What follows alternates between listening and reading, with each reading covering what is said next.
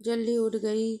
आज तो रविवार है, आराम से उठ जाती। रोज तो 5 बजे उठती हूँ बच्चों के स्कूल वजह से। रश्मि की सास आशा जी बोली, मम्मी आपको और पापा जी को उठते ही चाय और गर्म पानी चाहिए, इसलिए मैं उठ गई। आज सर्दी भी है बहुत है, तो फिर आपको दिक्कत भी होगी ना।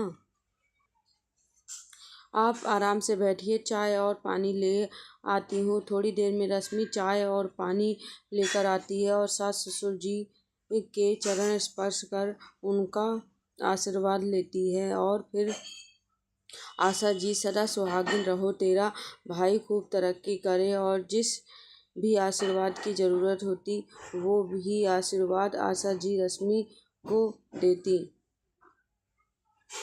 रश्मि के सास ससुर बहुत अच्छे थे। रश्मि से बहुत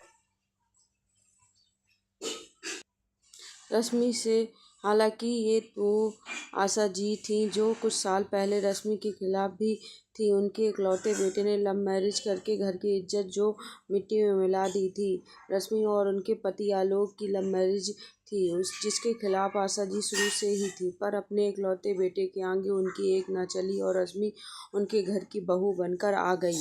पर आशा जी ने तो बेटे के लिए अपनी पसंद की एक सामान्य बिरादरी की लड़की पसंद की हुई थी और उनका मानना था कि जानी पहचानी लड़की आएगी तो घर और घर वालों की इज्जत बखूबी करेगी। इसी डर के चलते वो रश्मि को कभी दिल से नहीं अपना पाई थी। उनका व्यवहार उसके प्रति अच्छा नहीं था। बात बात में उसको ताने देना, उसके चरित्र पर उंगली उठाना उनका रोज का काम था। पर रश्मि हमेशा घर की इज्जत को लेकर फिक्रमंद थी, तो पलटकर कभी जवाब नहीं देती थी। लेकिन एक बार की घटना ने आशा जी को बिल्कुल बदल कर रख दिया। एक बार रश्मि की ननद अपने मायके छुट्टियों में रहने आई थी। रश्मि सुबह जल्दी उठती, सास ससुर और अपनी चाय बनाती, फिर नहा धोकर अपनी ननद और बच्चों के लिए चाय बनाती, उनको आराम से उठाती। लेकिन आशा जी को सुबह देर तक सोना कतई पसंद नहीं था, चाहे उनकी बेटी हो या बहू। पर रश्मि उन्हें सोने देती, ये कहकर, मम्मी सोने दीजिए ना, एक मायके में ही तो वो अच्छे से नींद पूरी कर अपने हिसाब से रह सकती है, नहीं तो ससुराल में तो कितने ही काम होते हैं करने के लिए, दिन कम पड़ जाता है पर काम कम नहीं होते। सोने दीजिए मम्मी। आशा जी मन ही मन बहुत कुटिल होती रश्मि की इस सोच पर, और साथ में सोचती कि दाल में जरूर कुछ काला है, तभी तो इतना साइड ले रही है अपनी ननद का। क्या पता मेरी बेटी को मेरे खिलाफ करना चाहती हो, या इसका काम इसको पसंद नहीं आता हो, मेरे घर में अपना हुक्म चलाना चाहती हो, मीठी मीठी बातों में फंसाकर मेरी बेटी को अपनी ओर करना चाहती हो, और चाहते हुए भी उससे दो मीठे बोल नहीं बोलती। कभी कभी तब जब आशा जी, उनके पति आलोक और उसकी बहन साथ में बैठते तो रश्मि थोड़ी देर उनके साथ बैठकर अपने कमरे में चली जाती, ये सोचकर कि भाई बहन माँ बेटी की आपस की बातें भी तो होती हैं जो वो आपस में करना चाहते हों। तब भी आशा जी सोचती कर हो रही होगी अपनी माँ से मेरी बुराई, तभी तो बीच से ही उठकर चली गई और आलोक के कान भी भर देती। तभी कभी कभार पर आलोक कभी अपनी माँ के कहने में आकर रश्मि को गलत नहीं समझता। वो कभी उनके खिलाफ नहीं गया, क्योंकि वो रश्मि को बहुत अच्छे से जानता था। दोनों पति पत्नी बहुत अच्छी तरह आपसी समझ से रहते। एक दिन आशा जी ने ऐसे ही आलोक के काम रश्मि के खिलाफ भर दिए, ताकि आलोक रश्मि से लड़ाई करे और उसको रश्मि से छुटकारा मिल जाए। उनके कमरे के बाहर कान लगाकर खड़ी हो गई सुनने के लिए। आलोक, रश्मि, जब से मेरी बहन आई है तुम तो बस उन्हीं की भाभी बनकर रह गई हो। तुम भूल ही गई हो कि तुम मेरी पत्नी भी हो। दिन भर उन्हीं की सेवा में लगी रहती हो, मुझे तो टाइम ही नहीं देती हो। और उसको अपनी बाहों में भर लिया बाहर। आशा जी कुछ समझ नहीं पाई वो क्या सोच रही थी और क्या हो गया। चीखने चिल्लाने की आवाज़ आने के बजाय हंसने खिलखिलाने की आवाज़ें आ रही हैं। रश्मि, आलोक, ऐसा नहीं है, मैं आपकी पत्नी जरूर हूँ, पर मैं भी तो एक बेटी हूँ। मुझे पता है एक बेटी जब अपने मायके आती है और उसको उसकी भाभी से भरपूर स्नेह और दुलार और इज्जत मिलती है, तो वो उसके माँ पापा को कितनी खुशी होती है। मायके में आकर अपने परिवार से एक लड़की को उसके बचपन जैसा प्यार मिले तो वो अपने आप को कभी पराया नहीं समझती। इसलिए मैं दीदी को अपने सर आंखों पर बिठा कर रखना चाहती हूँ, ताकि मम्मी पापा को भी लगे कि हमारे बाद उनकी बेटी का सुख दुख बांटने वाला कोई है, वो अकेली नहीं है। आखिर ये घर मेरा है तो घर की और वालों की इज्जत करना भी तो मेरा दायित्व है। आलोक रश्मि दाद देता हूँ। मैं तुम्हारी सोच की मम्मी का व्यवहार देखा है, मैंने तुम्हारे प्रति कितना रूखा है, पर भी तुम सबके बारे में कितना सोचती हो। धन्य हो गया मैं ऐसी पत्नी पाकर। और आलोक उसे प्यार से चूम लेता है। उधर बाहर आशा जी सब बातें सुन रही थी। उनकी आंखों में पछतावे के आंसू थे। वो आत्मग्लानि से भर गई और अपने कमरे में जाकर अपने पति को सारी बातें बताईं तो वो भी बहुत दुखी और उसकी सोच पर शर्मिंदा थे। बोले, घर की इज्जत तो मिट्टी में मिला देती अगर आलोक समझदारी नहीं दिखाता। शुक्र करो भगवान का, जो बैठे बिठाए ऐसी लड़की तुम्हारे घर की बहू बन गई, आते ही परिवार में घुल मिल गई।